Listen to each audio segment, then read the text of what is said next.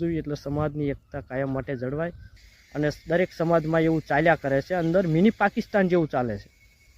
અંદર આપણે તો એવું માનીએ છીએ કે નકરી દાઢીયું જ ખરાબ છે, પણ દાઢીયું કરતાં આપણા સમાજમાં એવા અમુક દાઢીયું છે જે સમાજને ગેરમાર્ગે દોરે છે.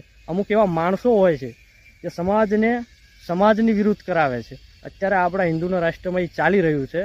આપણા સમાજમાં એકવાર મેં એવી એકતા જોઈ હતી, આપણા ગુજરાતમાં એવી એકતા મેં જોઈ હતી જ્યારે હિન્દુ વીર કિશન ભરવાડ જેની હત્યા થઈ ત્યારે દરેક સમાજે આવેદનપત્ર આપ્યા હતા અને દરેક સમાજે એક થઈ અને એની લડત લડી હતી.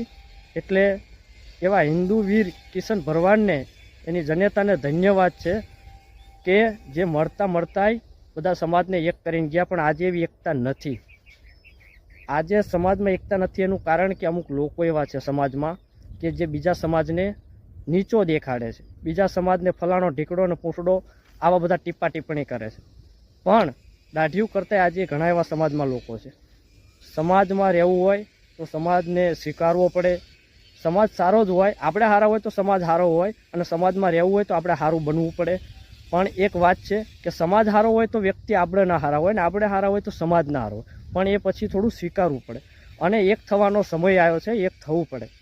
કારણ કે જો અંદરો અંદર જ આપણે સમાજ આવો છે, બીજો સમાજ આવો છે, નીચી દેખાડીશું તો મિની પાકિસ્તાન આપણે અંદરો અંદર જ છે. આપણે બીજા વિરોધી દેશનો કોઈ વાંક નથી. આપણે અંદર પહેલાં એકતા લાવો, અંદરની એકતા જાળવો.